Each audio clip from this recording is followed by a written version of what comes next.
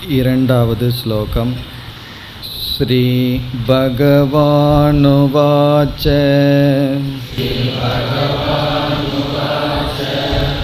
த்ரிவிதா பவதி ஸ்ரத்தா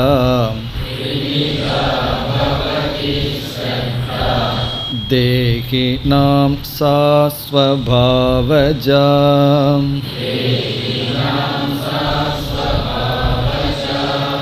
சாத்விகி ராஜசி சைவ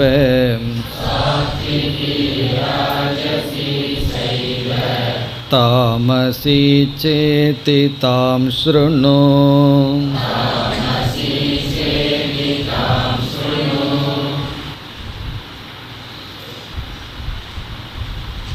இந்த 17வது அத்தியாயத்தில் முதல் கருத்தாக ஸ்ரத்தை வருகின்றது. ஸ்ரத்தையை பற்றிய விசாரத்தை நாம் முதலில் பார்க்கின்றோம். ஆகவேதான் இந்த அத்தியாயத்திற்கு ஸ்ரத்தாத்ரய விபாக யோகம் என்ற பெயர். சென்ற அத்தியாயத்தின் இறுதியில் எது தர்மம் எது அதர்மம், எப்படி வாழ்க்கை நடத்த வேண்டும் என்பதற்கு சாஸ்திரமே பிரமாணம், சாஸ்திரம்தான் அதற்கு ஆதாரம் என்று பகவான் கூறினார். அதன் அடிப்படையில் அர்ஜுனன் ஒரு கேள்வியை இங்கு கேட்டான். அர்ஜுனனுடைய கேள்வியை நாம் சென்ற வகுப்பில் பார்த்தோம். அதை ஞாபகப்படுத்தி கொண்டு பகவானுடைய பதிலுக்கு வரலாம். சென்ற அத்தியாயத்தில் பகவான் சாஸ்திரத்தில் ஸ்ரத்தை உடன் சாஸ்திர ஞானத்தை உடையவர்களுக்கான கதியை கூறினார். தர்மத்திலும் சாஸ்திரத்திலும் நம்பிக்கை உடையவர்கள், அதே சமயத்தில் சாஸ்திர ஞானத்தையும் உடையவர்கள், இவர்கள் இறுதியாக மோக்ஷம் என்கின்ற பலன் வரை வருகின்றார்கள், நற்கதியை அடைகின்றார்கள் என்று கூறினார். பிறகு சாஸ்திர ஞானம் இல்லாதவர்கள், ஸ்ரத்தையும் இல்லாதவர்கள், நம்பிக்கையே இல்லாதவர்கள், ஒரு கால் சாஸ்திர ஞானம் இருந்தும் ஸ்ரத்தை இல்லாமல் இருந்தால் அந்த ஸ்ரத்தை இல்லாதவர்களுடைய கதியையும் நிலையையும் பகவான் கூறிவிட்டார். நம்பிக்கை இல்லாதவர்கள், அவர்கள் கீழ்நிலையை அடைகின்றார்கள், துயரத்தை அடைகின்றார்கள். இங்கு அர்ஜுனன் 3வது விதமான ஒரு மனிதனை கற்பனை செய்கின்றான். அப்படி கற்பனை செய்கின்ற மனிதர்கள் ஸ்ரத்தை உடையவர்கள், ஆனால் சாஸ்திர ஞானம் அவர்களுக்கு இல்லை. நம்பிக்கை இருக்கின்றது தர்மத்தில், ஆனால் எது தர்மம் என்ற அறிவு இல்லை. அவர்களுடைய நிலை என்ன? அதுதான் அர்ஜுனனுடைய கேள்வி. ஏ சாஸ்திர விதிம் உத்ஸ்ருஜ்ய, சாஸ்திரத்தினுடைய விதியை விட்டு விடுகின்றார்கள், ஆனால் ஸ்ரத்தையான் விதாக, அவர்களுக்கு ஸ்ரத்தை நம்பிக்கை இருக்கின்றது. அவர்களுடைய நிஷ்டா நிலையானது சாத்விகமா ராஜசமா தாமசமா. சாத்விகம் என்றால் தெய்வீ சம்பத், ராஜசம் தாமசம் என்றால் அசுர சம்பத். இதுதான் அர்ஜுனனுடைய கேள்வி. அதற்கான பதிலை நாம் சென்ற வகுப்பில் பார்க்க ஆரம்பித்தோம்.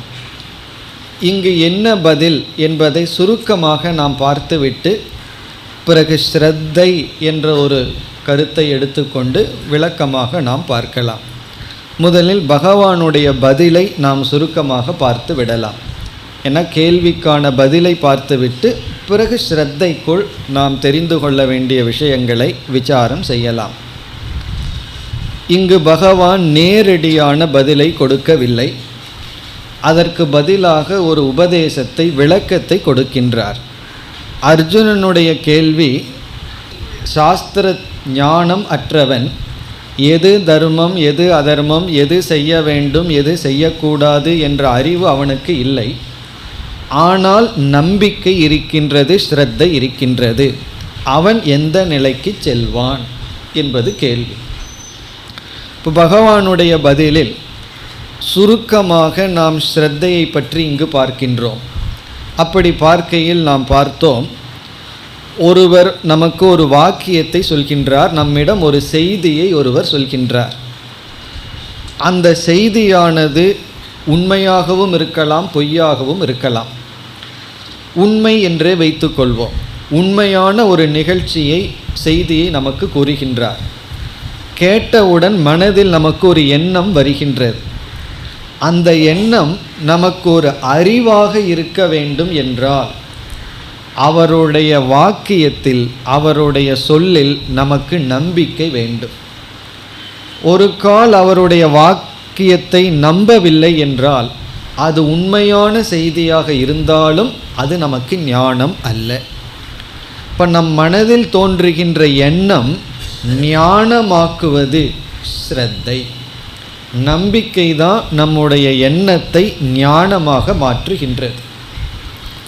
அந்த ஞானத்தின் அடிப்படையில் தான் நம்முடைய செயல்களெல்லாம் இருக்கும்.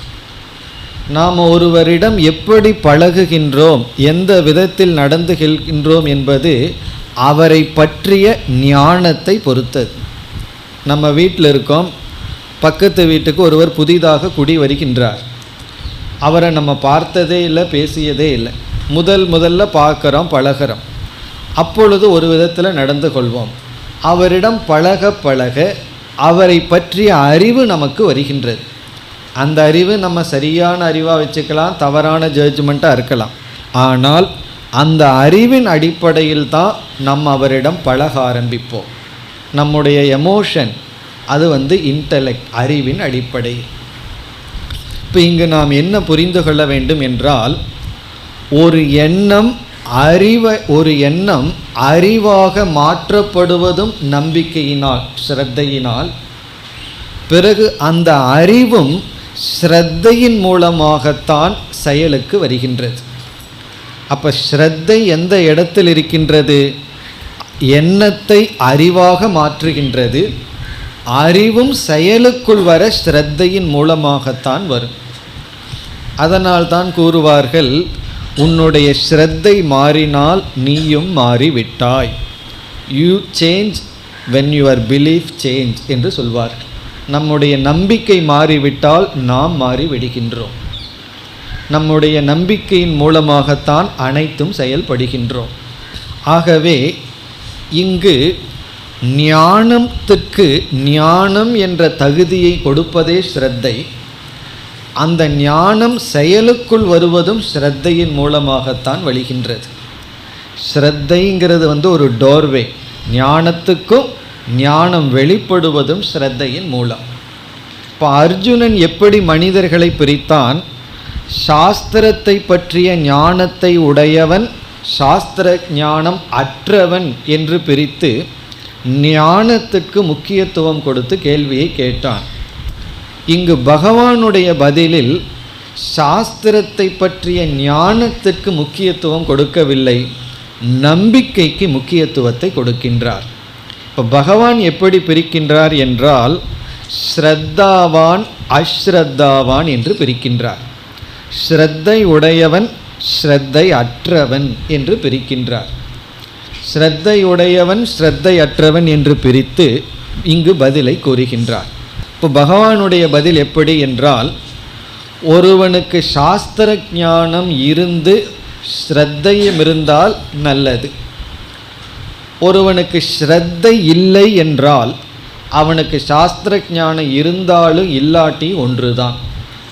நம்பிக்கை இல்லாமல் நாம் ஒன்றை படிச்சிட்டோம் அப்படின்னா படித்ததுக்கும் படிக்காததுக்கும் வித்தியாசமே கிடையாது. இப்போ கிருஷ்ணர் மீதோ ராமர் மீதோ பக்தியும் நம்பிக்கையும் கிடையாது.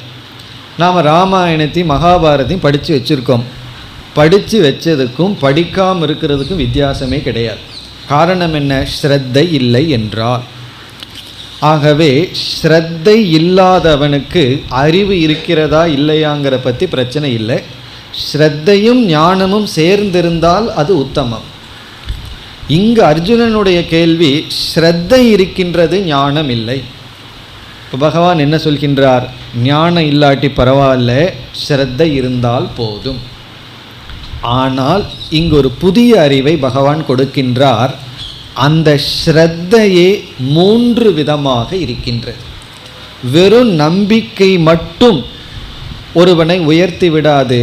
அந்த நம்பிக்கையை பகவான் 3ஆக பிரிக்கின்றார். சாத்விக ஸ்ரத்தா, ராஜச ஸ்ரத்தா, தாமச ஸ்ரத்தா என்று பிரிக்கின்றார். ஒருவனுக்கு ஸ்ரத்தை இருக்கின்றது என்ற அளவில் மட்டும் அவன் உயர்ந்தவன் ஆகிவிடமாட்டான். பிறகு எதில் ஸ்ரத்தை இருக்கின்றது, அவனுடைய ஸ்ரத்தையினுடைய தரம் என்ன என்பதுதான் முடிவு செய்கின்றது. நம்பிக்கையினுடைய தரம். நம்ம எதில் நம்பிக்கை வைக்கின்றோம்? ஒருவர் சத்தியத்தில் நம்பிக்கை வைப்பார். உண்மையை பேசினா நமக்கு வீழ்ச்சி கிடையாது. சில பேர்த்துக்கு உண்மையை பேசினா வாழவே முடியாது என்கின்ற ஒரு நம்பிக்கை இருக்கு, ஆழமான நம்பிக்கை. இந்த காலத்துல எல்லாம் நேர்மையாக இருந்தால் பிழைக்க முடியாது, நம்ம ஏமாற்றணும், பொய் சொல்லணும், அப்போ தான் பிஸ்னஸ் எல்லாம் நடக்கும். பிஸ்னஸ் எல்லாம் பண்ணாமல் உட்கார்ந்துட்டு இருக்கிறவங்கன்னா உண்மை பேசுன்னு சொல்லிட்டு போயிடலாம். ஆனால் பிஸ்னஸ் லைஃப்னு வந்துட்டா பொய் சொல்லித்தான் ஆகணும்னு சொல்லி அவர்களுக்கு இருக்கிற ஸ்ரத்தை இருக்கே, அதுவும் ஸ்ரத்தை தான். அதாவது பகவான் எப்படி பிரிக்கிறார்? நம்ம பொதுவாக சொல்லுவோம் ஸ்ரத்தை உடையவன் ஸ்ரத்தை அற்றவன். இந்த உலகத்தில் யாருமே ஸ்ரத்தை அற்றவர்களாக கிடையாது. எல்லாருக்குமே ஸ்ரத்தை இருக்குது. ஆனால் ஸ்ரத்தை எப்படிப்பட்டதாக இருக்கின்றது? இப்போ சாஸ்திரத்தை நம்புவது ஒரு ஸ்ரத்தை, சாஸ்திரத்தை நம்ப மாட்டேன் அப்படிங்கிறது ஒரு ஸ்ரத்தை தான். ஆகவே யாருமே ஸ்ரத்தையிலிருந்து விடுபட்டு இருப்பதில்லை. ஸ்ரத்தையிலிருந்து யாராலும் விடுதலை அடைய முடியாது. இப்போ ஒருவர் ஒரு உபதேசம் பண்ணுறார். என்ன உபதேசம்னா, நீ யாரையுமே நம்பாதன்னு சொல்கிறார். சில பேர் அப்படித்தான் உபதேசம் பண்ணுவார், யாரையும் நம்பக்கூடாது. இப்போது நான் யாரையுமே நம்பக்கூடாதுங்கிற அந்த உபதேசத்தை வாங்கி அதன்படி செயல்படணும்னு சொன்னால் அவரையும் நான் நம்பக்கூடாது, அல்லது அவரை நான் நம்பி ஆகணும். யாரையும் நம்பக்கூடாதுன்னு சொல்கிறாரே, அவரை நான் நம்பினா தான் யாரையும் நம்பக்கூடாது அப்படிங்கிறத நான் பின்பற்ற முடியும். அப்படி பின்பற்றும் போது அவரே அடிபட்டுறார். அப்போ என்ன பண்ணுறதுன்னா, இப்போ யாரையும் நம்பக்கூடாது என்ன தவிர அப்படின்னு சொல்கிறார். அப்படித்தான் அர்த்தம். அப்படின்னு என்ன? நம்பிக்கையை விட முடியாது, ஸ்ரத்தையை நாம் விட்டு வாழவே முடியாது. ஸ்ரத்தையை விட்டோம்னா அடுத்த வேளை சாப்பிட முடியாது. காரணம் என்னென்னா, அது உணவில் விஷம் வச்சுருக்காங்களோ என்னமோன்னு சந்தேகம் வந்துடும். நம்ம ஒவ்வொரு நிமிடமும் ஸ்ரத்தையினால தான் வாழ்ந்து கொண்டிருக்கின்றோம். அந்த ஸ்ரத்தையை பகவான் இங்கு பிரிக்கின்றார். சாத்விகமான ஸ்ரத்தை, ராஜசமான தாமசமான ஸ்ரத்தைன்னு பிரிக்கின்றார். இப்போ பகவானுடைய பதில் என்னவென்றால், சாஸ்திர ஞானம் இருக்கின்றது இல்லை என்பது முக்கியம் அல்ல. ஒருவனுக்கு ஸ்ரத்தை இருந்தால், ஸ்ரத்தை இருக்கின்றது என்ற அடிப்படையில் மட்டும் அவனுக்கு நற்கதி கிடைப்பதில்லை. அவனுடைய ஸ்ரத்தை சாத்விகமான ஸ்ரத்தை இருந்தால் அவன் மோட்சத்துக்கு வருகின்றான் அல்லது நற்கதியை அடைகின்றான். அவனுடைய ஸ்ரத்தை கீழானதாக இருந்தால் அவன் கீழ்நிலையை அடைகின்றான். இதுதான் பகவானுடைய பதில். இப்போ அர்ஜுனனுடைய கேள்வி, சாஸ்திர ஞானம் ஒருவனுக்கு இல்லை, ஆனால் ஸ்ரத்தை இருக்கின்றது. அர்ஜுனனுக்கு ஸ்ரத்தைக்குள் இருக்கின்ற வேற்றுமை தெரியவில்லை. நம்பிக்கையை ஒரே ஒரு கேட்டகரியாக தான் அர்ஜுனன் நினைத்து கொண்டிருக்கின்றான். இப்போ பகவான் புதிய அறிவை கொடுக்கின்றார். அந்த நம்பிக்கையே பிரிக்கப்படுகின்றது. ஆகவே நமக்கு அறிவு இருக்கா இல்லையாங்கிறது இரண்டாவது பக்கம்தான். நம்முடைய நம்பிக்கை சாத்விகமான நம்பிக்கையாக இருந்தால் நமக்கு உயர்வு கிடைக்கின்றது. சாஸ்திர ஞானம் இல்லாவிட்டாலும், சாஸ்திர ஞானம் இல்லாமல் பூஜையெல்லாம் பண்ணால் நாம் உயர்வோமா தாழ்வோமா என்றால், இப்போ கண்ணப்ப நாயனாருடைய பூஜை இருக்குது, அவருக்கு என்ன சாஸ்திர ஞானம் இருந்தது பூஜை பண்ணுறதுக்கு? எந்த சைவர்களுடைய சாஸ்திரம், சிவ ஆகமங்களெல்லாம் ரொம்ப முக்கியத்துவம் கொடுப்பார்கள் பூஜைக்கெல்லாம். இந்த மாதிரி தான் பூஜை பண்ணணும், விபூதி இந்த மாதிரி தான் அடைய வைக்கணும், இந்தந்த இடத்துல வைக்கணும், இப்படி நமஸ்காரம் பண்ணணும்னு எத்தனையோ நியமங்கள் ஆகமத்தில் அவ்வளவு பற்றுடன் அவர்கள் இருப்பார்கள். அதே சாஸ்திரத்தில் கண்ணப்ப நாயனாருடைய வழிபாடு மிக உயர்ந்ததாக கூறப்படுகின்றது. இனியொரு நாயனார் இருந்தாராம், கல் எடுத்து பகவான் மீது எரிஞ்சிட்டு போவாராம். அதை நம்ம செய்யலாமான்னு ஒருத்தர் கேட்டார். செய்யலாம், அவ்வளோ தூரம் பக்தி இருந்தால். அந்தளவுக்கு உள்ள பக்தி இருந்தால் நம்ம அந்த மாதிரி செய்யலாம். அப்போ அவருக்கு என்ன ஞானம் இருந்தது, ஆனால் அவருடைய பக்தி உயர்ந்ததாக கூறப்படுகின்றது. காரணம், அவருடைய ஸ்ரத்தை சாத்விகமான ஸ்ரத்தை. அவரிடம் இருந்த ஸ்ரத்தை, நம்பிக்கை சாத்விகமான ஸ்ரத்தை. நீ அடுத்த கேள்வியெல்லாம் வரும், எது சாத்விகமான ஸ்ரத்தை, அதெல்லாம் நம்ம பார்க்க போகின்றோம். இங்கே சுருக்கமாக பகவானுடைய பதில், பிறகு விளக்கமாக ஸ்ரத்தையை பற்றிய கருத்தை பார்ப்போம். இப்போ சாத்விகமான ஸ்ரத்தை இருந்தால் அவன் நற்கதியை அடைகின்றான். ராஜசமான தாமசமான ஸ்ரத்தை இருந்தால், ராவணனும் பூஜை செய்தான், ஹிரண்யகசிபு போன்றவர்களும் யாகங்கள் மேற்கொண்டார்கள். அவர்கள் என்ன நிலையை அடைந்தார்கள்? காரணம், அவர்களுக்கு இருந்த ஸ்ரத்தை தாமசமான ராஜசமான ஸ்ரத்தை. இப்போ பகவானுடைய பதில், அர்ஜுனனுடைய கேள்வி ஸ்ரத்தையுடையவனுடைய நிலை என்ன? சாஸ்திரத்தை விட்டுருவோம், ஸ்ரத்தையுடையவனுடைய நிலை என்ன? பகவானுடைய பதில், அது எப்படிப்பட்ட ஸ்ரத்தை என்பதை பொறுத்தது. சாத்விகமான ஸ்ரத்தையாக இருந்தால் அவனுக்கு நற்கதி கிடைக்கின்றது.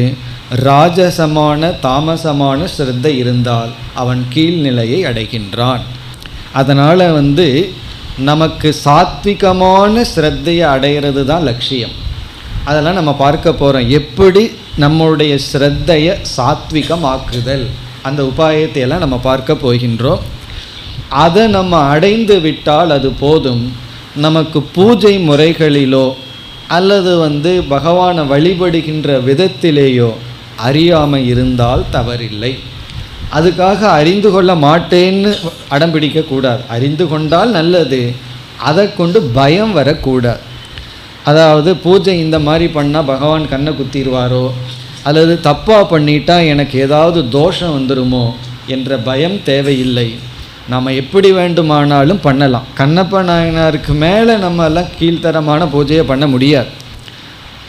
ஆனால் அவருடைய ஸ்ரத்தையை ஏன் சாத்விகம்னு சொல்கிறோம்னா, பகவானுடைய கண்ணில் தண்ணீர் வந்ததுன்னா, அதாவது கண்ணில் ரத்தம் வந்ததுன்னா நம்ம கண்ணை தோன்ற அளவுக்கு நமக்கு பக்தி இருக்கின்றதா? அப்படி இருந்தால் அது சரி. அப்படி ஸ்ரத்தை தான் முக்கியம். சாத்விகமான ஸ்ரத்தைன்னு சொல்லும் பொழுது அங்கே தியாகம் விடுகின்றது, சுயநலம் இல்லை. ராஜசம் தாமசம்னு சொல்லும் பொழுது அங்கே தியாகம் இல்லை, சுயநலம்தான். இப்போ இதுதான் அர்ஜுனனுடைய கேள்வி, பகவானுடைய பதில். இப்போ பகவானுடைய பதிலில் ஒரு புதிய அறிவு புகட்டப்படுகின்றது. ஸ்ரத்தையுடையவனுடைய நிலை என்ன? அதான் கேள்வி. ஸ்ரத்தையை பொறுத்தது. அந்த ஸ்ரத்தை 3 விதமாக இருக்கின்றது. அப்படி இங்கு ஆரம்பிக்கின்றார். இப்போ இந்த ஸ்லோகத்தை நாம் பார்த்துவிட்டு பிறகு விளக்கத்திற்கு வருவோம். எப்படி பதிலை ஆரம்பிக்கின்றார்? த்ரிவிதா பவதி ஸ்ரத்தா. ஸ்ரத்தா த்ரிவிதா பவதி. ஸ்ரத்தையானது 3ஆக பிரிக்கப்படுகின்றது, 3 விதமாக உள்ளது. பவதினா உள்ளது, த்ரிவிதா என்றால் 3 விதமாக. ஸ்ரத்தா, ஸ்ரத்தையானது 3 விதமாக உள்ளது. அந்த 3 விதம் என்ன என்பதை 2வது வரியில் கூறுகின்றார். முதல் வரியில் மீதிய பிறகு பார்ப்போம். 2வது வரிக்கு வந்தால் அந்த 3 விதமான ஸ்ரத்தையினுடைய பெயர் சாத்விகி, ராஜசி, தாமசி. சாத்விகமான ஸ்ரத்தை, சாத்விகின சாத்விகமான ஸ்ரத்தை, ராஜசி ராஜசமான ஸ்ரத்தை, தாமசி தாமசமான ஸ்ரத்தை. ச இதி, இந்த 3ம் இருக்கின்றது. தாம் ஸ்ருணு, அதை பற்றி கேள். தாம் ஸ்ருணுன்னா அந்த ஸ்ரத்தையை பற்றிய விளக்கத்தை நான் மீண்டும் கூறுகின்றேன் என்று பகவான் ஒரு பிரதிஜ்ஞை செய்கின்றார்.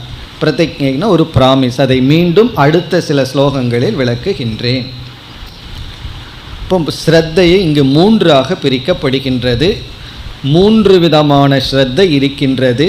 சாத்விகம், ராஜசம், தாமசம் என்று அந்த ஸ்ரத்தையின் அடிப்படையில் ஒருவனுடைய வாழ்க்கை அமைகின்றது.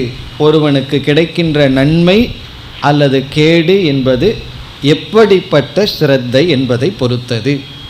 இப்போ என்றைக்குமே ஒருவர் ஒரு கேள்வி கேட்டால் நம்ம முதல்ல புரிந்து கொள்ள வேண்டிய விஷயம் என்னவென்றால், எந்த ஒன்றை தெரியாததனால் இப்படி ஒரு கேள்வி அவரிடம் வருகிறதுன்னு கண்டுபிடிக்கணும்.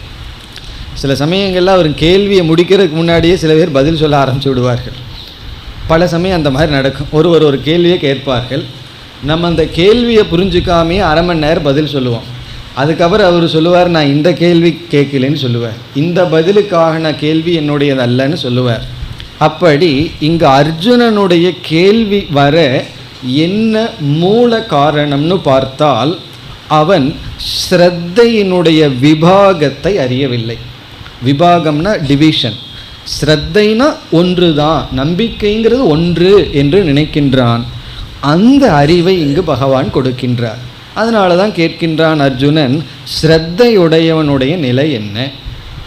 இங்கு சொல்கிறார், நீ எப்படிப்பட்ட ஸ்ரத்தைன்னு சொல்லு, நான் பதில் சொல்கிறேன்னு பகவான் சொல்கிறார். சாத்விகமான ஸ்ரத்தையாக இருந்தால் உயர்ந்த நிலைக்கு செல்கின்றான். ராஜச தாமசமான ஸ்ரத்தை இருந்தால் கீழ்நிலைக்கு செல்கின்றான். இதுதான் பகவானுடைய பதில். இப்போ இந்த பதிலுக்கு பகவான் இந்த அறிவை கொடுத்தாக வேண்டியது இருக்கிறது. ஸ்ரத்தையே 3 விதமாக இருக்கிறது. இனி முதல் வரியில் கடைசி பகுதி, முதல் வரியில் த்ரிவிதா பவதி ஸ்ரத்தா தேகினாம் சா ஸ்வபாவஜா.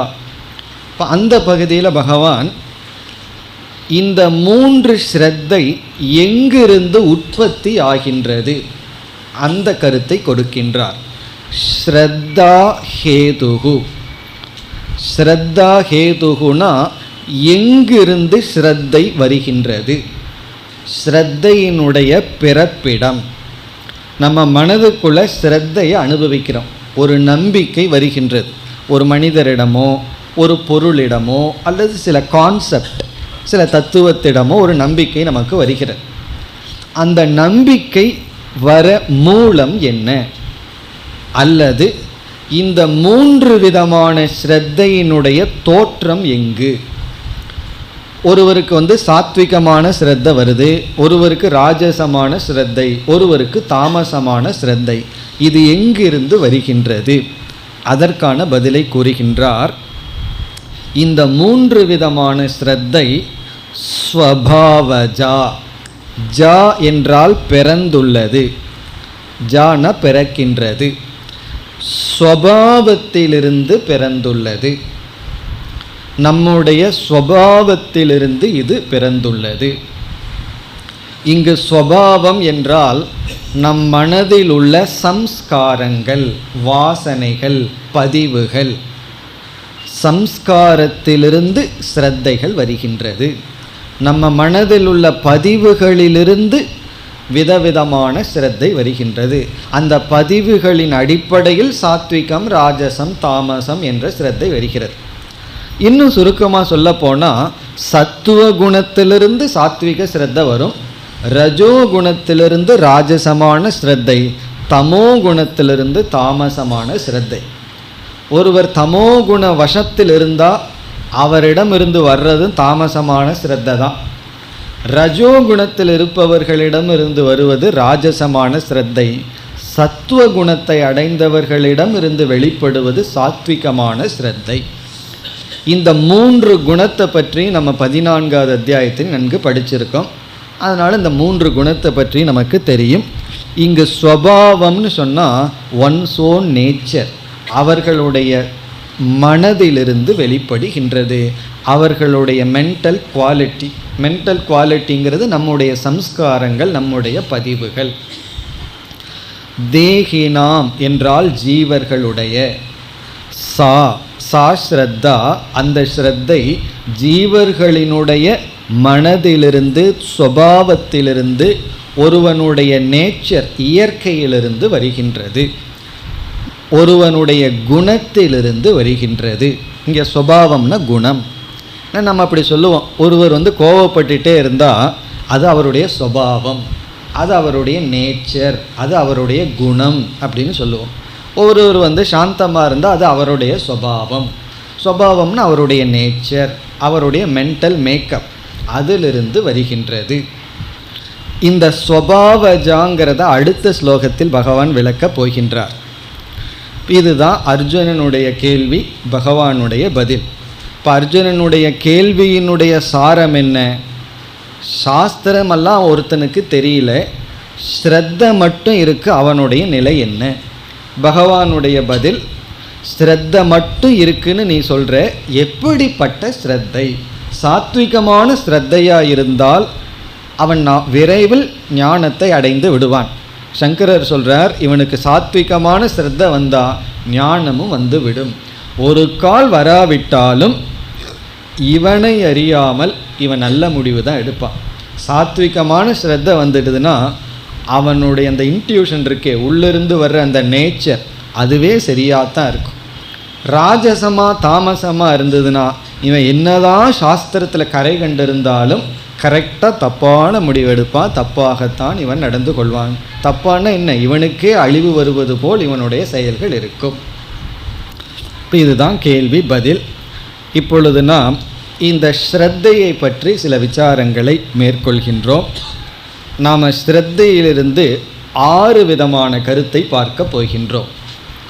ஒன்று ஸ்ரத்தா லக்ஷணம். இப்போ சுருக்கமாக பார்த்தோம், இனி கொஞ்சம் விளக்கமாக பார்ப்போம். ஸ்ரத்தையினுடைய லக்ஷணம் முதல் கருத்து. இரண்டாவது ஸ்ரத்தா பேதம். ஸ்ரத்தா பேதம்னா எவ்வளவு விதமான ஸ்ரத்தைகள், அது நம்ம பார்த்துட்டோம். சாத்விகம், ராஜசம், தாமசம்னு 3 விதமான, எவ்வளவு விதமான ஸ்ரத்தைகள். முதல்ல ஸ்ரத்தையினுடைய இலக்கணம். மூன்றாவது ஸ்ரத்தா ஹேதுகு, ஸ்ரத்தைக்கான காரணம். அதை ஸ்வபாவஜான்னு சுருக்கமாக பார்த்துருக்கோம், விளக்கமாக நம்ம பார்க்க போகின்றோம்.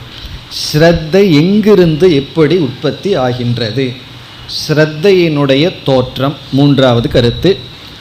நான்காவது ஸ்ரத்தா பலம், ஸ்ரத்தையினுடைய விளைவு. ஸ்ரத்தை எப்படிப்பட்ட பலனை நமக்கு கொடுக்கின்றது, எங்கு நம்மை இந்த ஸ்ரத்தை சேர்க்கும். ஐந்தாவது கருத்து ஸ்ரத்தா லிங்கம். ஸ்ரத்தா லிங்கம் அப்படின்னு சொன்னால் நாம் எப்படிப்பட்ட ஸ்ரத்தையுடன் இருக்கின்றோம்னு கண்டுபிடிக்க அறிகுறிகள். லிங்கம்னா இந்த இடத்துல இண்டிகேஷன், குழு, அறிகுறி. ஏன்னா நாம் சாத்விகமான ஸ்ரத்தையோடு இருக்கிறோமா, ராஜசமான ஸ்ரத்தையில் இருக்கிறோமா, தாமசமான ஸ்ரத்தையில் இருக்கிறோமான்னு எப்படி கண்டுபிடிக்கிறது? அதற்கான குழு. லிங்கம்னா அடையாளம். நாம் எந்த ஸ்ரத்தையில் இருக்கின்றோம், எப்படிப்பட்ட ஸ்ரத்தையில் இருக்கின்றோம்னு கண்டுபிடிக்கிறதுக்கான அறிகுறி. அதை பகவானே நன்கு சொல்கின்றார், அதையும் பார்க்க போகின்றோம். இறுதியாக ஸ்ரத்தா உபாயக. இந்த இடத்துல ஸ்ரத்தானா சாத்விக ஸ்ரத்தா உபாயம். சாத்விகமான ஸ்ரத்தையை அடைய நாம் என்ன சாதனை மேற்கொள்ள வேண்டும்? நம்மிடம் இருக்கின்ற ராஜச தாமசமான ஸ்ரத்தையை எப்படி சாத்விகமான ஸ்ரத்தையாக மாற்றுதல்? இப்போ ஸ்ரத்தா உபாயம். இப்போ யாருமே என்னிடத்தில் ஸ்ரத்தை இல்லைன்னு சொல்லவே கூடாது. எல்லோருக்குமே ஸ்ரத்தை இருக்கின்றது. இப்போ ஒருவர் நீங்கள் சாஸ்திரத்தை எல்லாம் படிக்காதீர்கள், சாஸ்திரத்தை எல்லாம் நம்பாதீர்கள், சாஸ்திரமெல்லாம் பொய் அப்படின்னு சொல்கிறார். இப்போது அவருடைய வார்த்தையில் எனக்கு நம்பிக்கை இருந்தால் தான் இதை நான் பின்பற்றவே முடியும். ஆகவே எதையும் நம்பாதீங்கன்னு சொல்கிற வார்த்தையில் முழுமையான தவறு இருக்கின்றது. அப்படி நம்ம சொல்லவே கூடாது. யாரையும் நம்பாதீங்கன்னு சொல்கிறதுல தப்பே இருக்குது. உடனே அவருக்கு கொஞ்சம் புத்தி இருந்ததுன்னா அதை நம்மகிட்டே அப்ளை பண்ணிடுவார். அவருக்கு கொஞ்சம் சாத்விகமான ஸ்ரத்தை இருந்தால் நேராக அந்த வாக்கியம் அவரிடத்துலேயே அப்ளை ஆகி, யாரையும் நம்பக்கூடாதுன்னு சொன்னால் உங்களையும் நம்பக்கூடாது தான். அப்படி யாருமே நம்பிக்கை இல்லாமல் வாழ முடியாது. ஸ்ரத்தைங்கிறது நேச்சர், நம்முடைய இயற்கையாகவே இருக்கின்றது. இப்போ அந்த ஸ்ரத்தையை நம்ம மாற்றணும். ராஜசமான தாமசமான ஸ்ரத்தையை நாம் சாத்விகமான ஸ்ரத்தையாக மாற்ற என்ன உபாயம்? இப்படி இந்த 6 டாப்பிக்கில் நம்ம விசாரம் பண்ண போகின்றோம். ஸ்ரத்தா லக்ஷணம், டெஃபினிஷன் ஆஃப் ஸ்ரத்தா, ஸ்ரத்தைனா என்ன, இரண்டாவது எத்தனை விதமான ஸ்ரத்தைகள் இருக்கின்றது, அது நம்ம ஏற்கனவே பார்த்தது தான். மூன்றாவது ஸ்ரத்தையினுடைய தோற்றம், எங்கிருந்து நமக்கு இப்படிப்பட்ட ஸ்ரத்தைகள் வருகின்றது. நான்காவது ஸ்ரத்தையின் பலன். இந்த ஸ்ரத்தையின் பலனை பார்க்கும் பொழுது ராஜசமான தாமசமான ஸ்ரத்தா லிங்கம், நாம் எந்த விதமான ஸ்ரத்தையில் இருக்கோம்னு எப்படி கண்டுபிடித்தல், அது ரொம்ப முக்கியம். எந்த ஒன்றை நம்ம நீக்கணுன்னாலும் அதை முதல்ல கண்டுபிடிக்கணும். திருடனை நம்ம நீக்கணும்னா அவன் எங்கே ஒளிஞ்சிருக்கான்னு கண்டுபிடிக்கணும். நம்ம நோயை நீக்கணும்னு சொன்னால் அந்த நோய் எப்படிப்பட்டது, எங்கே இருக்குன்னு கண்டுபிடிக்கணும். அப்படி கண்டுகொள்ளுதல். கண்டுபிடிச்சிட்டேன்னு சொல்லி சும்மா உட்காந்துட்டு இருக்கக்கூடாது. கண்டுபிடிச்சதுக்கப்புறம் என்ன பண்ணணும்? முயற்சி செய்ய வேண்டும். நாம் என்னென்ன முயற்சி செய்து நம்மை சாத்விக ஸ்ரத்தாவானாக மாற்றுதல், இதெல்லாம் நம்ம பார்க்க போகின்றோம். இப்போ இதில் நம்ம படித்த இந்த 2வது ஸ்லோகத்தில் முதல் 2 டாப்பிக்கை பார்ப்போம். அடுத்த ஸ்லோகத்தில் அடுத்த 2 டாப்பிக்கை பகவான் வச்சுருக்கார். அதற்கு அடுத்த ஸ்லோகத்தில் கடைசி 2 டாபிக் இருக்குது. அப்படி பிரிந்துள்ளது. இப்பொழுது நம்ம முதல் 2 விஷயத்துக்கு வரணும். அதில் முதல் கருத்துக்கு வருகின்றோம். ஸ்ரத்தா லக்ஷணம், ஸ்ரத்தையினுடைய லக்ஷணம். லக்ஷணம்னு சொன்னால் இது சமஸ்கிருத லக்ஷணம். சில பேர் தமிழில் உன்னுடைய லட்சணமெல்லாம் எனக்கு தெரியும்னு சொல்லுவார்கள். இதில் லக்ஷணத்தை எல்லாம் சொல்ல போகிறீர்களேன்னு நினைக்கக்கூடாது. லக்ஷணம்னு சொன்னால் இலக்கணம். இலக்கணம்னு சொன்னாலும் பிரச்சனை, கிராமர் பேசிடுவீர்களோன்னு ஒரு பயம் வந்துடும். டெஃபனிஷன், அதனுடைய தன்மை, நேச்சர். ஸ்ரத்தை என்றால் என்ன? ஸ்கூலில் எல்லாம் அப்படி ஒரு கேள்வி கேட்பார்கள்லவா, என்றால் என்ன? அந்த என்றால் என்னங்கிறது தான் பதில் பார்க்க போகும். ஸ்ரத்தை என்றால் என்ன? வாட் இஸ் ஸ்ரத்தா? இந்த ஸ்ரத்தை, பக்தி, தியானம் இப்படிப்பட்ட வார்த்தைகள் எல்லாம் இருக்குது. அல்லது ஆத்மா, பிரம்மன், தபம், இந்த வார்த்தைகளெல்லாம் எல்லாத்துக்கும் தெரிஞ்ச வார்த்தை. ஆனால் அதில் ஆழ்ந்த கருத்து இருக்கின்றது. அவ்வளவு சுலபமான வார்த்தைகள் அல்ல. பக்திங்கிற வார்த்தையை பயன்படுத்திடுறோம். என்ன பக்தி? அது நல்லா ஆழ்ந்து சிந்திச்சாம்தான் அதனுடைய அர்த்தமே நமக்கு புரியும். அதே போல் நம்பிக்கை, ஸ்ரத்தை, ஃபெய்த், விஸ்வாசம், பிலீஃப், இந்த வார்த்தைகள்லாம் நமக்கு தெரியும். இதில் நமக்கு ஆழ்ந்த கருத்து இதில் இருக்கின்றது. அதை நம்ம நன்கு புரிந்து கொள்ள வேண்டும். போன வகுப்புலேயே பார்த்தோம். இதை புரிஞ்சுக்கணும்னா நமக்கு என்ன வேணும்னா, ஸ்ரத்தையை பற்றி புரிஞ்சுக்கணும்னா நமக்கு ஸ்ரத்தை வேணும். ஸ்ரத்தை இருந்தால் தான் நமக்கு ஸ்ரத்தையை பற்றி புரிந்து கொள்ள முடியும். இப்போ பணத்தை போட்டு பணம் எடுக்கிறது போல், பணம் இருந்தால் தானே அதை இன்வெஸ்ட் பண்ணி பணத்தை எடுக்க முடியும். அதே போல் ஸ்ரத்தையை போட்டு தான் ஸ்ரத்தையை நம்ம எடுக்க முடியும். எல்லாத்துக்கும் அதே தான். பணத்தை கொடுத்து பணத்தை எடுக்கிறது போல். அதே போல் ஒருத்தர்கிட்ட அன்பை வாங்கணும்னா என்ன பண்ணணும்னா, அன்பை கொடுத்து தான் அன்பை வாங்க முடியும்.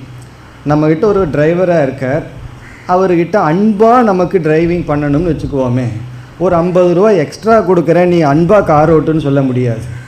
பணத்தை கொடுத்தா அவர் வேலையை செய்வார். அன்பை கொடுத்து தான் அவர்கிட்ட அன்பை வாங்க முடியும். நம்மக்கிட்ட விஸ்வாசமாக ஒரு வேலை பண்ணணும்னா நாமளும் அன்பை தான் கொடுக்கணும். அப்படி ஸ்ரத்தையை இன்வெஸ்ட் பண்ணி தான் ஸ்ரத்தையை நம்ம புரிந்து கொள்ள முடியும். அப்போ ஸ்ரத்தையுடன் ஸ்ரத்தையினுடைய லட்சணத்திற்கு செல்வோம். இப்போ ஸ்ரத்தா என்றால் நம்பிக்கை. நம்பிக்கை என்ற கேள்வி வந்தவுடன் எதில் என்ற ஒரு கேள்வி வருகின்றது. எதில் நம்பிக்கை வைத்தல்? அதற்கு பதில் பிரமாணே ஸ்ரத்தா, பிரமாணத்தில் நம்பிக்கை. பிரமாணம் என்றால் என்ன? அறிவை கொடுக்கும் கருவி இஸ் ஈக்குவல் டு பிரமாணம். ஞான கரணம், அதுக்கு பெயர் பிரமாணம். பிரமாணம்னா ஞானத்தை கொடுக்கின்ற கருவி, இன்ஸ்ட்ருமெண்ட் ஆஃப் நாலேஜ். ஞானத்தை எந்த ஒரு கருவி ஞானத்தை கொடுக்குதோ அந்த கருவிக்கு பிரமாணம் என்று பெயர். இப்போ நம்முடைய கண் இருக்கின்றது. அந்த கண் என்ன செய்கின்றது? ஒரு பொருளினுடைய வர்ணத்தை பற்றி, உருவத்தை பற்றிய அறிவை கொடுக்கின்றது. காது சப்தத்தை பற்றிய அறிவை கொடுக்கின்றது. நம்முடைய தோலானது ஒரு பொருளினுடைய மென்மையை பற்றி, கடினத்தை பற்றி அறிவை கொடுக்கின்றது. அப்படி இந்த 5 ஞான இந்திரியங்கள், அதுக்கு ஞானம்னு பேர் வந்ததுக்கு காரணமே அறிவை கொடுக்கறதுனால தான். இவைகளெல்லாம் ஞானத்தை கொடுக்கின்ற கருவிகள். இப்போ இந்த கருவியின் மீது இருக்கின்ற பாவனதா ஸ்ரத்தா. எந்த ஒரு அறிவை கொடுக்கும் கருவி இருக்கோ அந்த அறிவை கொடுக்கும் கருவியில் இருக்கின்ற நம்பிக்கை தான் ஸ்ரத்தை. ஸ்ரத்த வைக்கிற இடமே ஞானத்தை கொடுக்கின்ற கருவியில். இப்போ ஸ்ரத்தை பிரமாணத்தில்னு பார்த்தோம். இப்போ கண் இருக்குது, அந்த கண் ஒரு பொருளை காட்டுது. நமக்கு அந்த பொருளை பற்றிய ஞானம் விடுகிறது. உடனே நம்ம என்ன சொல்கிறோம், எனக்கு அறிவு விட்டதுன்னு சொல்லி அந்த அறிவின் அடிப்படையில் செயல்படுகின்றோம். இந்த அறிவாக நமக்கு வர உண்மையிலேயே என்ன நடந்திருக்குன்னா, அந்த கண் மீது நமக்கு 100% நம்பிக்கை வந்த காரணத்தினால்தான். ஒரு பொருளை பார்த்து நம்ம ஒரு இடத்துக்கு போகிறோம், ஒரு இடத்துல நீர் இருக்குது, இது தண்ணீர் அப்படிங்கிற ஞானம் எனக்கு விட்டது. தண்ணீர் வேணும்னா அங்கே போவோம், தண்ணீரில் படக்கூடாதுன்னா தள்ளி போகிறோம். இந்த எல்லா செயலுக்கு காரணம் என்ன? என்னுடைய கண் ஒரு இடத்துல தண்ணீரை காட்டி, இது தண்ணீர் அப்படின்னு கண்ணு காட்டியதை நான் முழுமையாக நம்பிவிட்டேன். அதனால தான் அதனுடைய அடிப்படையில் செயல்படுறேன். எனக்கு தண்ணி வேணும்னா அதுக்கு பக்கத்தில் போவேன், தண்ணி வேண்டான்னா விலகி போகணும்னா விலகி போவேன். அப்போ கண் ஒரு பொருளை காட்டியவுடன் அது ஞானம் என்று நான் முடிவு செய்ய காரணம் என்ன? கண் மீது எனக்கு இருந்த ஸ்ரத்தை. இந்த ஸ்ரத்தை இந்த இடத்துல அப்படியே ஸ்ரத்தையானது ஞானத்துடன் கலந்திருக்கின்றது, பிரிக்க முடியாமல் இருக்கு. ஒரு கால் கண் காட்டுகின்ற விஷயத்தில் இருக்கிற ஸ்ரத்தையை பிரிச்சுட்டோம்னு வச்சுக்குவோமே, அது கண் காட்டுகின்றது, அது வெறும் தோற்றமே தவிர உண்மையல்ல என்று அந்த கண் மூலமாக ஒரு எண்ணம் நமக்கு வந்ததே, அந்த எண்ணம் ஞானம்ங்கிற ஸ்டேட்டஸை இழந்து விடும். கண்ணு ஒரு பொருளை காட்டுது, அந்த பொருளினுடைய உருவம் மனசில் பதிஞ்சிருக்கு, அதை ஞானம்னு சொல்லிட்டு இருக்கோம். எப்பொழுதுனா அந்த கண் மீது நமக்கு முழுமையான ஸ்ரத்தை இருந்த காரணத்தினால். ஏதோ ஒரு காரணத்தினால அந்த ஸ்ரத்தை நீக்கப்பட்டு விட்டால், அதற்கு பிறகும் கண் அந்த பொருளை காட்டும். பிறகு நம்ம என்ன சொல்லுவோம்? அது அறிவுன்னு சொல்ல மாட்டோம், வெறும் தோற்றம்னு சொல்லிடுவோம். அல்லது அது அறிவல்ல, வெறும் தோற்றம்னு நம்ம நம்ப மாட்டோம். அதை அறிவாக எடுத்துக்கொண்டு நாம் செயல்பட மாட்டோம். இப்போ நம்ம தூரத்தில் அதே கண் பார்க்கின்றது, தண்ணீர் தெரிகின்றது. உடனே தண்ணீருங்கிற அறிவு வந்ததுனால நம்ம அது அருகில் போகிறோம். போனதற்கு பிறகு தெரியுது அது தண்ணீர் அல்ல, காணல் நீர். அது ஒரு காணல் நீருங்கிறது நமக்கு தெரிந்து விடுகிறது. பிறகு மீண்டும் அதே இடத்துக்கு பார்க்குறோம், தண்ணீர் தெரிகின்றது. இப்போ என்ன ஆயிடுதுன்னா, அந்த இடத்துல கண் காட்டுகின்ற விஷயத்தில் இருக்கிற ஸ்ரத்தை பறிக்கப்பட்டு விட்டது. கண்ணு நம்மைய ஏமாத்திருக்கு. கண்ணு அங்கே தண்ணீர் இருக்கிற மாதிரி காட்டுதே தவிர தண்ணீர் இல்லை அப்படிங்கிற ஒரு ஞானம் நமக்கு இப்பொழுது காணல் நீரை பார்க்கும் பொழுது கண்ணு காட்டுது, அதற்கு முன்னாடி அதே போல தான் காட்டுச்சு. இப்போ இரண்டாவது முறை காட்டும் பொழுது நம்ம மனதில் என்ன ஏற்படுகிறது? அது வெறும் தோற்றம், அது அங்கு இல்லை. ஆகவே என்னன்னா, நான் அதை கண்டும் வெளியே போக வேண்டாம், அதை நாடியும் செல்ல வேண்டான்னு சொல்லி அதற்கு பிறகு வருவது கண் அங்கே காட்டிய போதிலும் நாம் அதை நம்ப மாட்டோம். என்ன சொல்லிடுவோம்? கண்ணு பொய்யா காட்டுதுன்னு சொல்லுவோம். காரணம் என்ன என்றால், அந்த கண் காட்டுகின்ற அந்த இடத்துல ஸ்ரத்தையானது எடுக்கப்பட்டு விட்டது. அப்படி நமக்கு மனதில் தோன்றுகின்ற எண்ணம் அது வெறும் எண்ணமா அல்லது ஞானமானு முடிவு பண்ணுறது ஸ்ரத்தா, நம்பிக்கை தான், ஸ்ரத்தை தான். அப்படி இந்த பிரத்யக்ஷ பிரமாணத்தின் மீது நமக்கு பிறவியிலிருந்தே ஸ்ரத்தையானது இருக்கின்றது. நமக்கு ஸ்ரத்தை இந்த கண், காது, மூக்கு, வாய் அப்படின்னு சொல்லி ஐம்புலன்கள்னு சொல்கிறோமே, இந்த ஐம்புலன்கள் மீது நமக்கு ஸ்ரத்தை விட்டது. எப்படிப்பட்ட ஸ்ரத்தைன்னு சொன்னால், இப்போ ஒருவர் ஒரு முறை ஏதாவது பொய் சொல்கிறார். ஒருவருக்கு நம்ம பணம் கொடுக்குறோம், திருப்பி தர்றேன்னு சொல்கிறார். சொல்லிவிட்டு ஒழுங்காக அவர் திருப்பி தரலை. ஒரு மாதத்துக்கு அப்புறம் தர்றேன்னு சொல்லிவிட்டு ஒரு வருஷத்துக்கு அப்புறம் தர்றார். அடுத்த முறை கேட்குறார், நம்ம கொடுப்போமா? இல்லை 10 நாளில் தர்றேன்னு அவர் சொன்னாலும் நம்ம நம்ப மாட்டோம். காரணம் என்ன?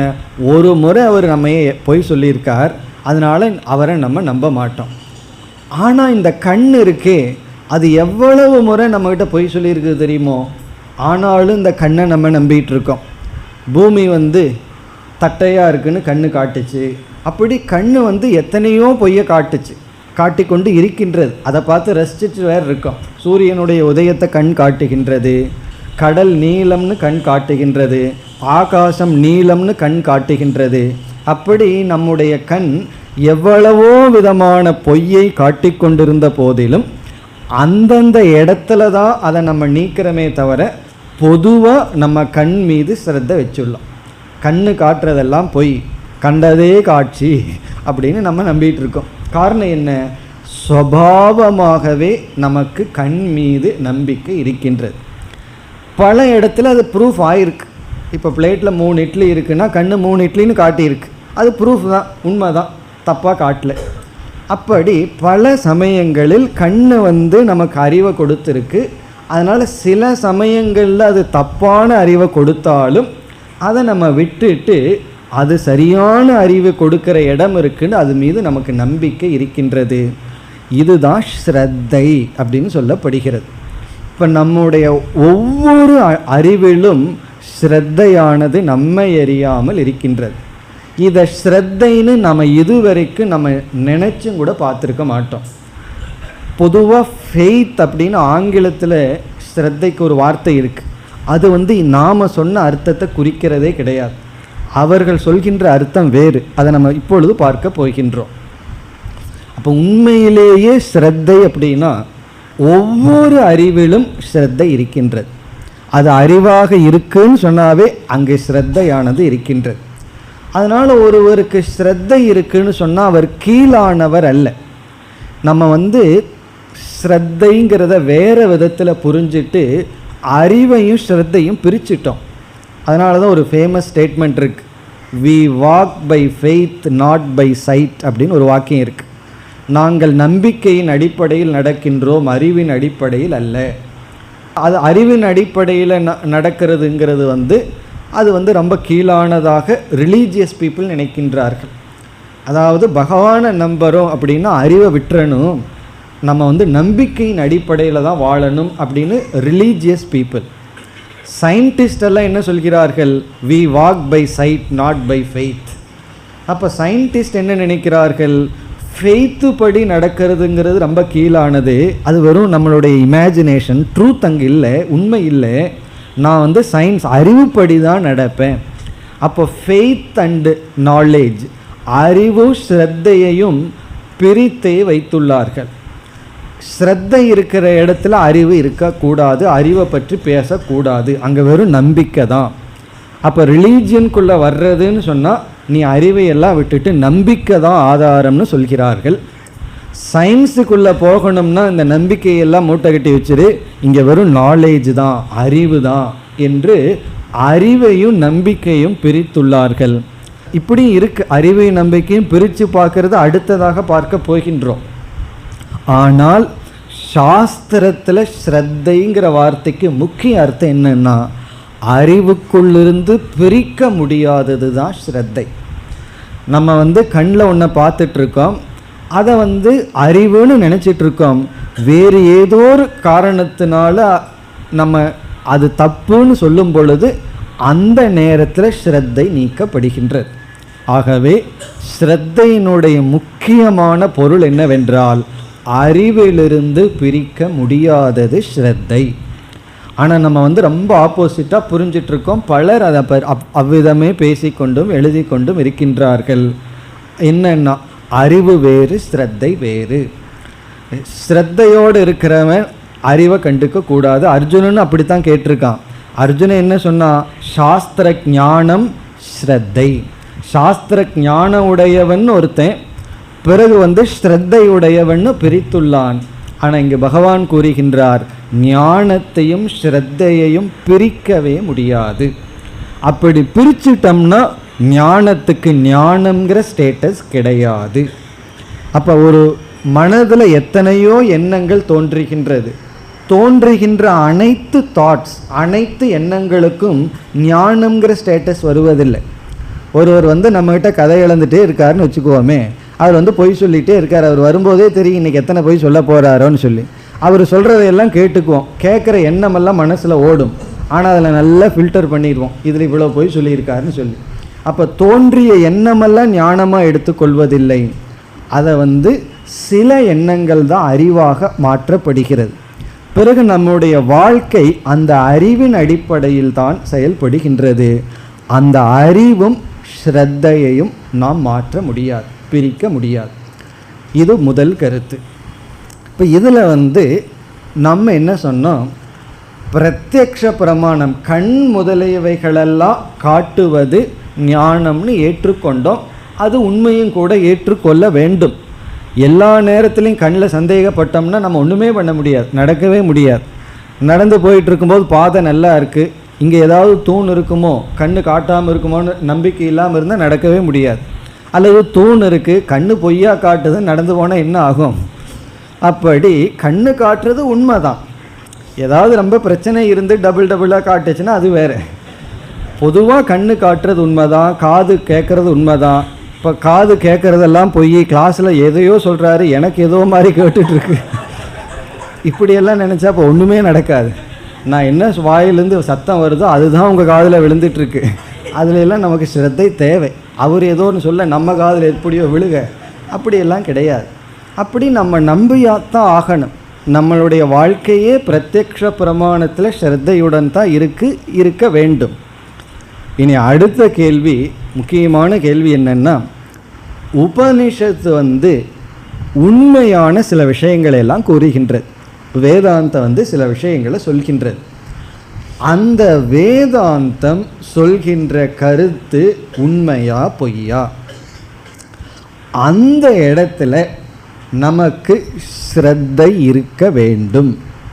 அந்த இடத்துல ஸ்ரத்தை இருந்தால்தான் அது சொல்கிற கருத்து நமக்கு ஞானமாக மாற்றப்படும். இப்போ என்ன சொல்வார்கள், கண் எப்படி பிரமாணமோ அதே போல உபனிஷத்து வாக்கியம் பிரமாணம். உபனிஷத் வாக்கியத்திற்கு நம்ம கொடுக்குற ஸ்டேட்டஸ் கண்ணுக்கு கொடுக்குற ஸ்டேட்டஸ். கண் எப்படி நமக்கு ஒரு அறிவை கொடுக்குதோ அதே போல உபனிஷத் வாக்கியமும் நமக்கு அறிவை கொடுக்கின்றது. கண்ணை நம்ம தப்பாக பயன்படுத்தினா தப்பான அறிவு அடைவோம். இப்போ கண்ணை உள்ளே குத்திட்டு பார்த்தோம்னா டபுளாக தெரியும். அப்போ கண்ணு தப்பாக சொல்லுதுன்னு இல்லை, கண்ணை தவறாக பயன்படுத்திட்டோம். கண்ணை தவறாக பயன்படுத்திட்டால் தப்பான ஞானம் வரும். அதுக்காக கண்ணு தப்புன்னு நம்ம சொல்வதில்லை. சரியாக பயன்படுத்தும் பொழுதே சில சமயம் தப்பான அறிவை கண் கொடுக்குது. கண்ணை நல்லா விழித்து நல்லா எண்ணெய் போட்டு பார்க்குறோம், வானம் நீளமாக தெரியுது. அப்படி இருந்தும் கூட நம்ம கண்ணை நம்புகின்றோம் அல்லவா? அதே போல வேதாந்த வாக்கியங்கள் அல்லது பகவானுடைய வாக்கியம், கீதையில் பகவான் உபதேசம் பண்ணி கொண்டிருக்கார். இந்த வாக்கியங்கள் ஞானத்தை கொடுக்கின்ற வாக்கியமா இல்லையா, இது உண்மையா இல்லையா என்ற கேள்வி வரும்பொழுது, யாருக்கு சாத்விகமான ஸ்ரத்தை இருக்கின்றதோ அவர்கள் இதை கண்ணை போல பிரமாணமாக எடுத்து கொள்கின்றார்கள். அப்படி எடுத்து கொள்ளும் பொழுது இந்த உபதேசம் நமக்கு ஞானமாக மாற்றப்படுகிறது. சில பேர்த்துக்கு ஒரு கியூரியாசிட்டிக்கு படிப்பார்கள், ஏதோ வேதாந்தம் படிக்கலான்னு படிப்பார்கள்.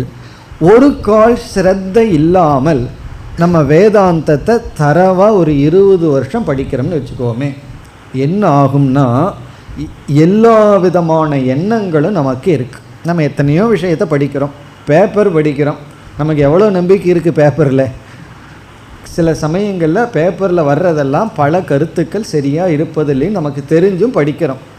அதே போல் வெறும் ஓட்டங்கள் தான் இருக்குமே தவிர அது அறிவாக மாற்றப்படாது. எப்பொழுதுனா நம்ம எவ்வளவுதான் கீதையும் உபனிஷத்துக்களும் படித்து அதில் ஸ்ரத்தை நமக்கு தோன்றவில்லை என்றால், நமக்கு சாஸ்திரத்தில் ஸ்ரத்தை வராமல் சாஸ்திரத்தை படித்தோம்னா சாஸ்திர ஞானம் இருக்குன்னு நம்ம சொல்லிடுவோம். உண்மையிலேயே நம்ம சாஸ்திர ஞானம் இருக்குன்னு சொல்லக்கூடாது. அந்த எண்ணங்களுக்கு ஞானம்ங்கிற ஸ்டேட்டஸ் கொடுக்கக்கூடாது. ஆனால் நமக்கு வேறு வார்த்தை இல்லை, அதனால ஞானம்னு சொல்கிறோம். அவருக்கு சாஸ்திர ஞானம் இருக்குது, ஆனால் அந்த ஞான வாழ்க்கையில் அவருக்கு பயன்படுறதே இல்லைன்னு சொல்கிறோம். பயன்படவில்லைன்னா அதுக்கு பேர் ஞானம் அல்ல. ஆனால் அவர் படிக்கிறாரே, நல்லா கொட்டேஷன் கொடுக்குறாரே, நல்லா உபதேசம் பண்ணுறாரேன்னா அப்போ நம்ம என்ன செய்வது? அதுக்கு நமக்கு வேறு வார்த்தை கிடைக்கல. ஆனால் சங்கரர் வேறு வார்த்தை ஒரு இடத்துல பயன்படுத்தியிருக்கார். ஒருவன் சங்கரர்கிட்ட ஒரு கேள்வி கேட்கின்றான். அதாவது வேதாந்தம் படிக்கிறதுனால நமக்கு சம்சாரமெல்லாம் போகாது அப்படின்னு ஒருத்தன் சொல்கிறான். துயரமெல்லாம் போகாது. சங்கரர் கேட்குறாரு, நீ யாரை உதாரணமாக சொல்கிறேன்னு. அவன் சொல்கிறான், என்னத்தான் நான் உதாரணமாக சொல்கிறேங்கிறான். நான் எத்தனையோ வருஷம் வேதாந்தம் படிச்சுட்டேன், நான் அப்படியே தான் இருக்கேன், அதனால் வேதாந்தம் படிக்கிறதுல ஒரு பிரயோஜனம் இல்லைன்னு போய் இவன் எல்லாத்திட்டையும் சொல்லிகிட்டு இருக்கான். அப்போ சங்கரர் சொல்கிறார், ஸ்ருத பிரம்ம அவகத பிரம்மன்னு சொல்கிறார். வேதாந்தத்தை கேட்டவன் வேற, வேதாந்தத்தை புரிஞ்சிட்டவன் வேறு. அப்படி ஒரு வார்த்தையை அவர் அங்கே டிவிஷன் கொடுக்குறார். வேதாந்தத்தை புரிஞ்சிட்டவனுக்கு சம்சாரம் போயிடும், நீ வேதாந்தத்தை படிச்சிருக்க. வேதாந்தம் படித்தவனுக்கு போகாது, வேதாந்தத்தை புரிஞ்சிட்டவனுக்கு போகும். இப்படியெல்லாம் சில இடங்களில் நம்ம டிவிஷன் கொடுக்குறோம். அதை எதற்கு அப்படின்னா, மனதில் தோன்றுகின்ற எண்ணம் ஞானமாக மாற்றுவது தான் புரிஞ்சிட்டவன் அர்த்தம். அல்லைன்னா என்ன ஓட்டங்கள் இருக்கின்றது, அதுக்கு ஞானம்ங்கிற ஸ்டேட்டஸ் வரவில்லை, தன்மை வரவில்லை. காரணம் என்ன? ஸ்ரத்தா அபாவாத், ஸ்ரத்தை இல்லாத காரணத்தினால். இல்லை ஸ்ரத்தை இருக்குது அதனால தான் படித்தேன்னா, சாத்விகமான ஸ்ரத்தை இல்லை அப்படின்னு அர்த்தம். எனக்கு ஸ்ரத்தை இருக்குது, யாருக்கு சொல்ல ஸ்ரத்தை இல்லை? நம்ம எப்பொழுதெல்லாம் ஸ்ரத்தை இல்லைன்னு சொல்கிறோமோ அங்கே உண்மையான அர்த்தம் அது சாத்விகமான ஸ்ரத்தையாக இல்லைன்னு அர்த்தம். ராஜசமான தாமசமான ஸ்ரத்தை இருக்குது, ஏதோ ஒரு ஸ்ரத்தை இருக்குது, முழுமையான நம்பிக்கை வரவில்லை, அந்த ஸ்ரத்தை சாத்விகமாக மாறவில்லை. ஆகவே நம்ம எந்த ஒரு நூலை கற்றுக்கொள்ளலாம், மனதில் என்ன ஓட்டங்கள் மட்டும் ஓடும், வேறு வழி இல்லாமல் அதையும் ஞானம்னு நம்ம சொல்லிடுறோம். ஆனால் உண்மையிலேயே என்னைக்கு ஞானம்னு சொல்லணும், ஸ்ரத்தையுடன் அதை கற்றிருந்து ஸ்ரத்த போய் அதை ஞானமாக கன்வெர்ட் பண்ணியிருந்தா தான் அதை நம்ம ஞானம்னு சொல்லணும். நம்ம ஒருவருக்கு ஒரு அட்வைஸ் கொடுக்குறோம், அது அவருக்கு எப்போ ஞானமாகும்னா முழுமையான ஸ்ரத்தை நம்ம வாக்கியத்தில் அவருக்கு இருந்தால். இல்லைன்னா கேட்டுக்கொள்வார்கள், சொல்லி விடுவார்கள், நீங்கள் சொல்கிறபடி செய்கிறேன்னு. ஆனால் செய்ய முடியாது. காரணம் என்ன? நம்பிக்கை வரவில்லை என்றால். அப்படி உபனிஷத்தினுடைய வாக்கியத்தை நம்ம கேட்குறோம், அந்த வாக்கியம் நமக்கு ஞானமா அல்லது வெறும் எண்ண ஓட்டங்களா, அதை நம்ம படிச்சிருக்கிறோமா புரிஞ்சிருக்கிறோமா முடிவு பண்ணுறது ஸ்ரத்தை. அது எப்படிப்பட்ட ஸ்ரத்தை? சாத்விகமான ஸ்ரத்தை. ஆகவே நம்ம எதற்கு ரொம்ப முக்கியத்துவம் கொடுக்கணும்? படிக்கிறத விட சாத்விகமான ஸ்ரத்தையை நம்ம அடைகிறதுக்கு தான் முக்கியத்துவம் கொடுக்கணும்.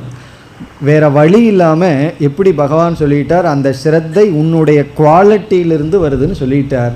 அப்போ நம்ம என்ன பண்ணணும்? நம்மையே நம்ம மாற்றி ஆகணும், நம்ம குவாலிட்டியே நம்ம மாற்றி ஆகணும். அப்பொழுது தான் நமக்கு சாத்விகமான ஸ்ரத்தை வரும். அப்பொழுது தான் ஒரு வார்த்தை போதும், அது நம்மைய பார்த்து சொல்ல வேண்டாம். யாரோ யார்கிட்டையோ தத்துவமசின்னு சொல்கிறது நம்ம காதில் விழுந்தால் மோட்சம் கிடைச்சிடும். இதுக்காக நம்ம கஷ்டப்பட்டு தலைகீழாக நின்று முழு சாஸ்திரத்தையெல்லாம் படிக்கணுங்கிறதும் கூட இல்லை. வாய்ப்பு கிடைச்சா நல்லது, அப்படி இல்லாவிட்டாலும் ஒரே ஒரு வார்த்தை, நல்ல மாட்டுக்கு ஒரு சூடு போதுன்னு சொல்லுவார்கள், அப்படி ஒரே ஒரு வார்த்தை நமக்கு போதும். இப்போ வார்த்தை வண்டி வண்டியாக உள்ளே போய் ஒன்றும் ஆக மாட்டேங்குதேன்னா காரணம் என்னென்னா ஸ்ரத்தை இல்லை. ஆகவே நம்ம இன்னைக்கு புரிந்து கொள்ள வேண்டிய முக்கியமான கருத்து என்னன்னா, ஞானத்தையும் ஸ்ரத்தையையும் பிரிக்க முடியாது. ஞானம் வேறு, ஸ்ரத்தை வேறு அல்ல. ஆகவே we walk by faith not by சைட்டுங்கிறத நம்ம எப்படி புரிஞ்சுக்கிறோம்?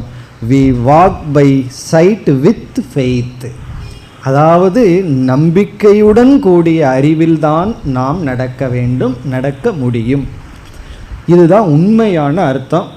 நாம் இனி அடுத்த விசாரம் பண்ண போகிறோம். அடுத்த விசாரம் என்னன்னா, பொதுவாக ஸ்ரத்தையை நாம் எப்படி புரிஞ்சிட்ருக்கோம், அது எப்படி தவறாக இருக்குது, அல்லது அந்த இடத்துல ஃபெய்த்துங்கிறது உலகத்தில் என்ன நினைத்து கொண்டிருக்கின்றார்கள், இந்த செகண்டரி ஃபெய்த்துக்கு நம்ம வர போகின்றோம். அதை நம்ம பார்க்க போகின்றோம். இப்போ நம்ம புரிந்து கொள்ள வேண்டிய கருத்து ஃபெய்த், ஸ்ரத்தை என்பது மனதில் தோன்றுகின்ற எண்ண ஓட்டங்களை, அதாவது இன்ஃபர்மேஷன், டேட்டா ஃபீட் ஆகிருக்கு. கம்ப்யூட்டரில் டேட்டாவை ஃபீடு பண்ணுறது போல் நம்ம இன்டலெக்டில் நல்ல டேட்டாவை ஃபீடு பண்ணி வச்சுருக்கோம். அது ஞானமாக இருக்கா அல்லது வெறும் இன்ஃபர்மேஷனாக இருக்காங்கிறது ஸ்ரத்தை முடிவு செய்கின்றது. சாத்விகமான ஸ்ரத்தை முடிவு செய்கின்றது. அது மட்டுமல்ல, நாம் எவ்வளவோ சாஸ்திரத்தை படிக்கிறோம், எவ்வளவோ விஷயத்தை பேசுகிறோம், எதில் நமக்கு ஸ்ரத்தை வரும் அது நம்மை பொறுத்து இருக்கின்றது. நம்ம சில பேர் சரியானவர்கள் நமக்கு உபதேசத்தை செய்வார்கள், நாம் சரியில்லைன்னா அதை நம்ப மாட்டோம். தவறானவர்கள் சில தவறான உபதேசத்தை செய்வார்கள், நாம் அதற்கு தகுதினா அதைத்தான் நம்ம நம்புவோம். நம்ம ப்ராக்டிக்கலாக பார்ப்போம். சில பேர் உடன் இருந்து கொண்டே அவருக்கு தீங்கு செய்து கொண்டிருப்பார்கள். அவர் மீது தான் இவருக்கு நல்ல நம்பிக்கை இருக்கும். நமக்கு இங்கே வேகும். எப்படின்னா, அவன் அவனை நம்பிட்டு இருக்கானே அப்படி. காரணம் என்னென்னா, ஸ்ரத்தையினுடைய குவாலிட்டி அப்படி இருக்கு. அப்படி பல சமயங்களில் நமக்கு இடையூறு செய்பவர்கள், நம்மை ஏமாற்றுபவர்களையே நாம் நம்பிக்கொண்டிருப்போம். அதற்கு காரணம் நம்முடைய தரம். இப்போ இனி ஒருத்தர் நம்ம ஏமாற்றக்கூடாதுன்னா நம்ம என்ன பண்ணணும்னா, நம்மளுடைய ஸ்ரத்தையினுடைய குவாலிட்டி இன்க்ரீஸ் பண்ணணும். ஸ்ரத்தையை நாம் உயர்த்தி கொள்ள வேண்டும். ஆனால் அதெல்லாம் இரண்டாவதாக நம்ம பார்க்க போகிற விஷயம்.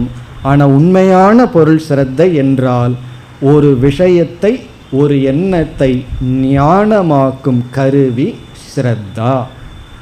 ஸ்ரத்தாவான் லபதே ஞானம். அது பகவானுடைய வாக்கியம். ஸ்ரத்தையுடையவன் ஞானத்தை அடைகின்றான்.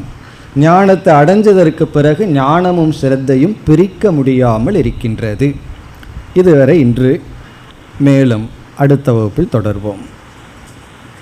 ஓம் பூர்ணமத பூர்ணமிதம் பூர்ணாத் பூர்ணமுதச்யதே பூர்ணஸ்ய பூர்ணமாதாய பூர்ணமேவாவசிஷ்யதே.